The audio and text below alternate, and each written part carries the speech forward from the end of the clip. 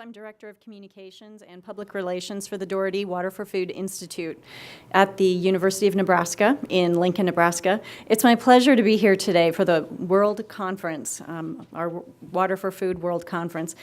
This morning, we are very fortunate to have 4 of our preeminent leaders in the WaterForFood Conference. We have Dr. Roberto Lenton, who's the founding executive director of the Doherty WaterForFood Institute. We have Mr. Jeff Rakes, who is co-founder of the Rakes Foundation. Jeremy Bird, general director of the International Water Management Institute. And Frank Risberman, CEO of CGIAR Consortium in France. As you know, we have many exciting topics that are taking place at the WaterForFood Conference. One of our top conversations is revolving around the global yield gap and water productivity atlas. I believe you have a press release to that effect available to you. We'll also be talking about our memorandum of understanding with the International Water Management Institute. To begin with, I would like to turn this over to Mr. Jeff Rakes, who has very limited time. So if you wouldn't mind coming up, just sharing a few comments, and we will have questions from media for you. So, thank you. Thank you very much. Well, first of all, it's really, we all really appreciate your participation here. We think this is a very important topic, and I hope if you had the chance to hear from Frank Reisberman or my comments this morning, I think you get a sense both of the challenge as well as the potential for taking on some of these challenges and actually having solutions. The theme of this conference has to do with big data and the ability to use data in ways that will really address the issues. And I was certainly pleased to build on my perspective of nearly 6 years at the Gates Foundation, as well as my perspective as being a farmer, gentleman farmer perhaps, but a farmer in Nebraska. And so bringing together the experiences that we have around the world in order to address the issues of water for food is really what this conference is about. So really pleased to have you here. Thank you. And are you, yeah, and the reason I have to step out, I apologize for that, but I am hosting a panel at 10:30 or moderating a panel at 10:30. So Molly kindly put me on the agenda first so that I could address any comments or questions that you have and then go do my panel duties. So questions, please. Sure. And if you just say your name and Sure. your My name is affiliation. John Roach, and just a freelancer in Seattle. Wanted to follow up, which is a comment you made in an earlier presentation. But you talked about how a lot of the data revolution needs to come from the ground up, and that there's a private sector versus using small farmers and having that come together. I'm wondering how we sort of harness sort of the need for the private sector and big money and big farms in the United States and big companies in the U.S. to sort of set the seeds for that, and how you did translate that to sort of emerging economies and deal with some of that interface. Yeah, no, it's a great question. It's John, right? Yeah, it's a great question, John. And one way to think about it is that in some respects you have the development of technologies that in effect end up being public goods. And that's especially been true in the technology industry, is you basically have wide availability of computing power that can make things available. So let's take a very concrete example. The technologies that are developed by the major multinational companies involved in the seed business, especially the ones that really help to accelerate breeding, can actually be leveraged much more broadly to help smallholder farmers. And that was actually a role that the Gates Foundation played during my tenure in terms of building those partnerships between the underlying technology available from those multinational corporations and then translated into the public breeding programs in Africa, in India. And that's really the kind of trend that we think needs to be accelerated, is take advantage of the advances in technology. Somewhat analogous to the comments I made about vaccines. If you remember correctly, what I said was that, here we had these vaccines in the developed world for the rich kids. Why not make them available for the poor kids? And so in many ways, and this is one of the opportunities of private philanthropy, and this will be part of what we talk about in the panel at 10:30, in many ways there is that opportunity to leverage those technologies for the broader good, and that's what we hope to achieve. Thank you, John. Any other questions, comments? And I believe we have some questions that can come in from online. So, okay, great. Molly, should I sit down? Okay, thank you. Very good. Well, thank you very much. Let me also, like Jeff, welcome you and thank you for coming to this conference and having this opportunity for a little bit of give and take here. We are hosting today the 6th of a series of annual Water for Food conferences. This is new in many respects. It's the first time that we're having a meeting outside of Lincoln, Nebraska, and so we chose Seattle as our very first foray outside of the state. And secondly, it's the first time that we've focused on these issues of data. And how we can really harness the greatly enhanced availability of data and ability to process those data in ways that really improve productivity, sustainability of farming systems, big ones, small ones, and we've been trying to grapple with these issues. We had two really fantastic opening talks this morning that really address these issues from a variety of different perspectives, so we're very happy with the way the conference has gone. Be happy to entertain any questions if you have any. If not, I'll pass it on to the next person. Mm-hmm. We can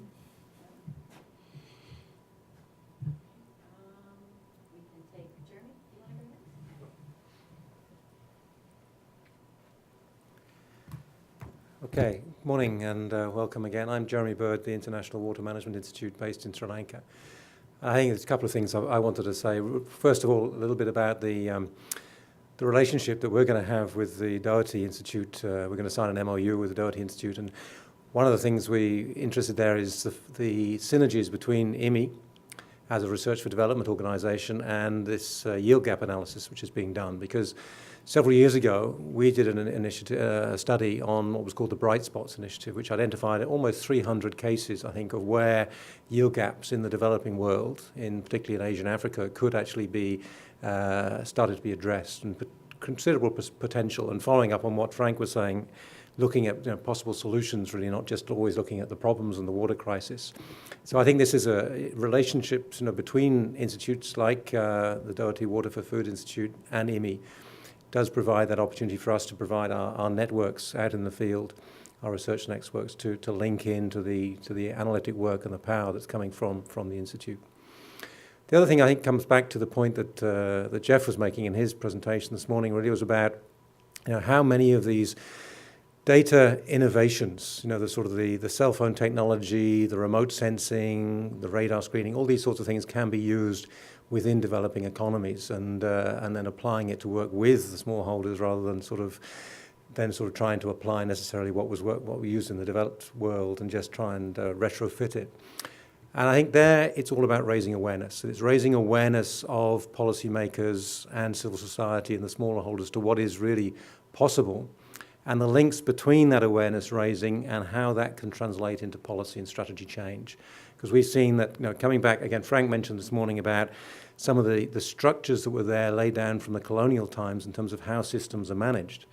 And yet, once you realize that, in fact, a lot of agriculture, a lot of irrigation, and sort of moving into supplementary irrigation from rain-fed, these areas are not covered by policies or by strategies within the developing countries. So, and I think raising the importance, identifying what the scope is there for bridging that yield gap, can also then lead to the necessary policy reform to encourage change. Thanks. Please. My name is Virginia Keelan. I'm a Hi. freelancer down in Portland. Can you give an example of what types of partnerships, like how you're in the field of study, sites can be, worked together in tandem with, data and analytical capacity of Doherty? Like, how will that take shape, I guess?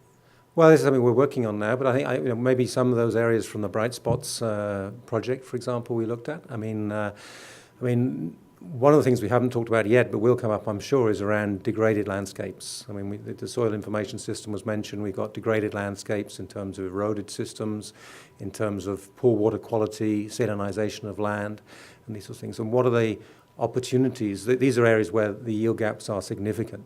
And what are the opportunities to address those? And one of these studies that came out, which want to see how widely applicable this is, using a crop like licorice, which we all think of as a candy crop, things like this, which is not, to actually stabilize degraded land and address salinity, which then after 3 or 4 years can be used by other crops.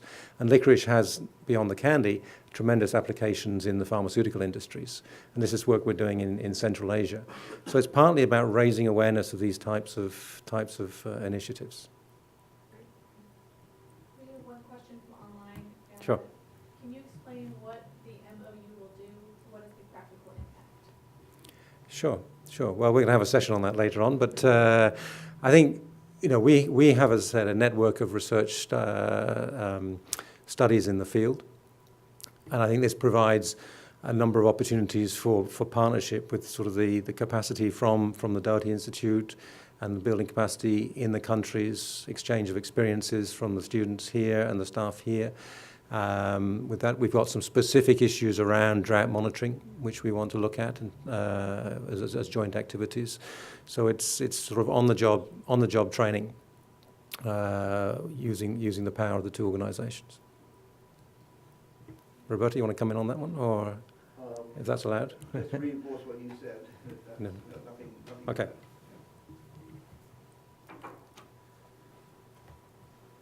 Okay, thanks. Thank you. Frank, you want to go ahead next? Good morning. As was mentioned this morning, I lived here for a couple of years, much too brief, but I had a good time here, and I'm now quite excited to work on all these issues from a more global perspective, from the CGIAR, which is the System of International Research on Agriculture.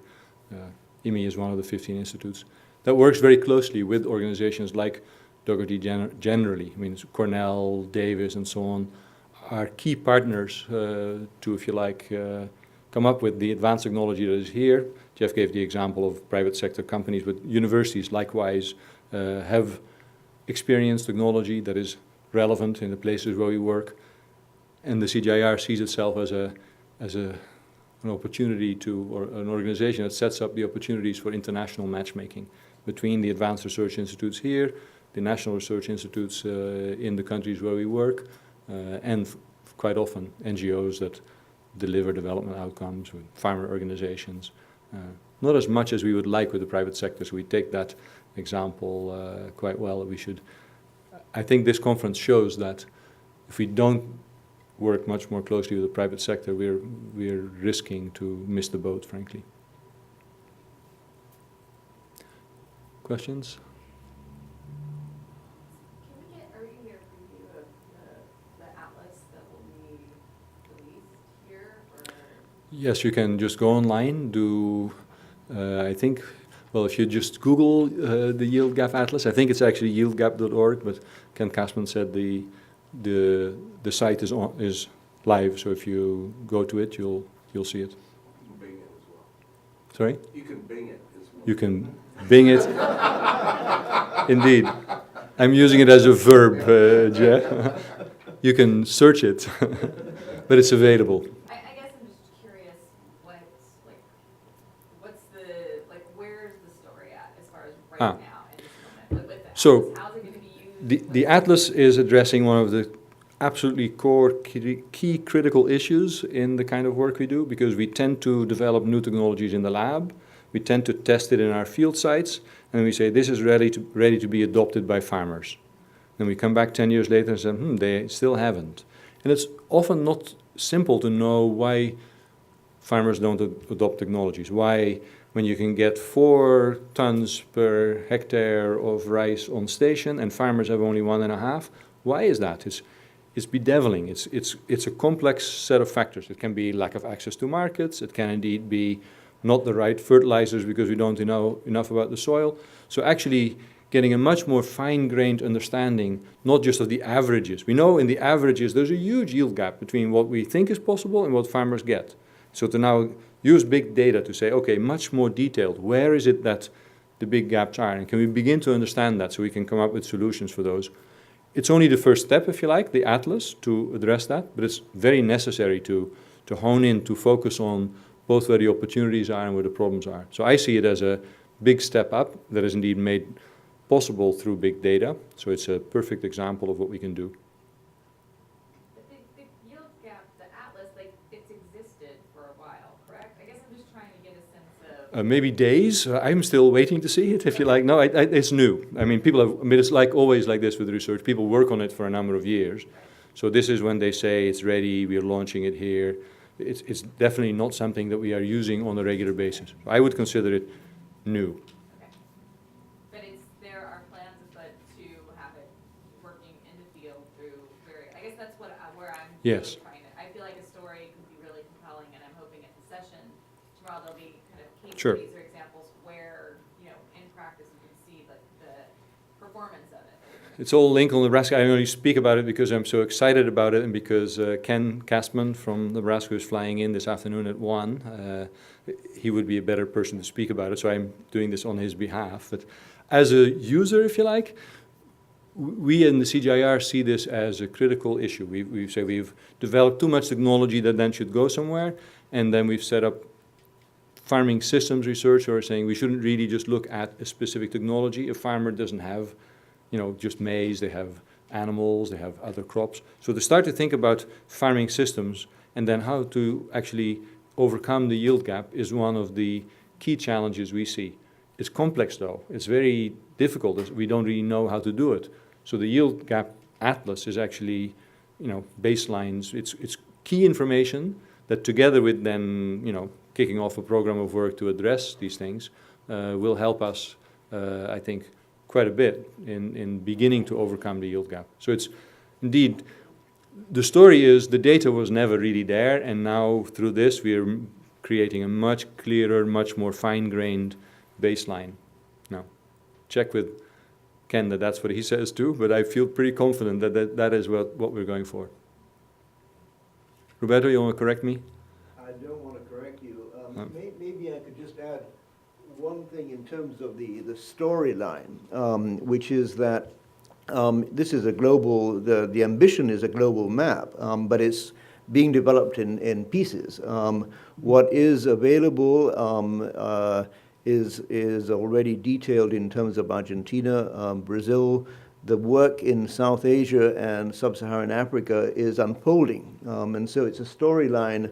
It's not as though we say, tra-la, here's the global yield gap atlas covering the entire world. It's a storyline that's unfolding, and it goes online as it unfolds and as it improves. So it's a work in progress. Roberto, would you speak to the difference in the process for how this is gathered versus other models that are out there? Yeah, that actually, Judy, is an important point, because this is not about getting global models and downscaling. This is about data on the ground that goes upwards, as it were, and gets aggregated. And that's an important difference. This is really calculating essentially acre by acre what the potential yield might be, and then comparing that acre by acre with what the actual yield is. And that's what Frank was getting at. It's very granular. It allows us to be able to pinpoint where the big gaps are and start putting together the pieces of the puzzle to say, well, why is it that we have the yield gaps in those particular points? So it really is ground truthing going upwards. Yep. And so this has been something that is just, I guess, the why now question. It's just you've just now gotten enough of the data to put together an atlas for the few regions that are robust enough that it's kind of, Argentina, like you mentioned, and you're starting to get the data in a form and put it together for Sub-Saharan Africa. And so this is the why now part. Yeah, the why now part is a combination of different things. One is certainly availability of data and ability to process those data. Secondly, much more attention to the issues that Frank was raising. I think the crises in 2007, 2008 really raised awareness that we have a production issue ahead of us, and so very much it's a combination ability to do it, but great motivation to address these issues. But I don't want to. No, that's fine. I think that makes good sense. If I can add to the why now, I don't think there's a why now of like why not last week or why not next week, because this is the conference. But it couldn't really have done 5 years ago, if you like, and it needs to be done as quickly as possible because it's quite pressing. So I think it also ties together to other efforts you've heard about, the African soil map service, for instance. Those are ongoing issues, all of which are done sort of as soon as possible kind of thing, that are beginning to work together. So, the yield gap uses all the other databases, and really it's, well, I gave in my talk, I don't know if you were there, with the example of the global irrigated area maps, in a way, how painful that was, how many years it took. It's a bit like the human genome. It took 7 years, it was a lot of work, and now today, so we're on this, the costs are going like this, our ability to do things are like that. So I would feel the urgency. I mean, if you work in this field, you have a lot of new opportunities, there are urgent issues, so we're trying to do this, I would say, as soon as we can, because there's a big need out there, and because the opportunities around us open up so quickly. I'm impressed by what we can do now that we couldn't shortly, recently, if you like. and indeed how quickly we need to do it, because the problems are racing ahead of us. So that's the why now is to me. Can you address a little bit just the ownership of the data and how it's used, and how you talked a lot about sort of the youth culture at Google, and how so you got this 25 to 29-year-old set who are sort of in this sort of mode of operating very fast. There's also very sort of open source sort of ethos in that group. Yet you also talk about sort of the need to be working with the private sector to keep up with the private sector. Yep. Someone's got to be able to make money, to have a viable business with this data. So you have this great atlas out there, and identifying needs to sort of close this gap. There's going to be a race to one end to go ahead and, how do I make money off of closing that gap? And what's the business opportunity there? Yep. There's also, wanting to keep that data as open as possible. Talk about sort of that open data network and so on. So we come from the side of public research, right? So our tradition is making global public goods available. So that's where we sit, and we are basically still in that corner. But we realize that sometimes when there is no extension service and private seed companies are the best way to distribute seeds to farmers, yes, indeed, companies may need to have a restricted license to be able to, indeed give them a chance to invest in that area. So the door for us has been opened slightly. We have intellectual asset principles that basically we can justify an exception to having completely open things if the public good is served, which is quite similar to Gates's, global access policy. So Gates would do grants where they say, our goal is to make a new product available at an affordable rate for our target population in those countries, but we're okay if the company that we work with then commercializes that same technology in Europe or in the US. And that's an example, a practical example of what we are also willing to do, but in practice we do it very little. It is true that, say, in breeding, in the technology we know well, there the private sector has taken a huge advantage, and we are trying to find ways to catch up. This is more traditionally our area. I mean, the private, sector never really had a big stake in this space, and we know that Monsanto, Robert Fraley is here. They've been acquiring some large, Silicon Valley-style companies that can deal with big data in water and soil information and so on. So yeah, this is becoming interesting. And in theory, of course, we'll see what their business model is. So the question is quite appropriate. They could provide seeds and information in the way that Jeff Rakes was talking about to a farmer. So they could they could make their seeds more valuable by also telling a farmer exactly how much fertilizer to put on and of what sort. So there is a real potential value to that farmer. But yes, who owns it then has to be continually discussed. And when it uses public resources, our deal, of course, is that it should stay public. That's clearly what our investors want. And also from a development model, I mean, open source is very often the best way of sharing and of moving technology rapidly. We see that not all companies have the same perspective, obviously, but in Android and so on, you see that that's a good platform to have open source development based on top of it. So I think our area will probably develop like you see in other areas, not necessarily without trouble, but we're hoping, obviously, to see rapid progress and in the interest of the people we aim to serve. Any other questions? With that, Right.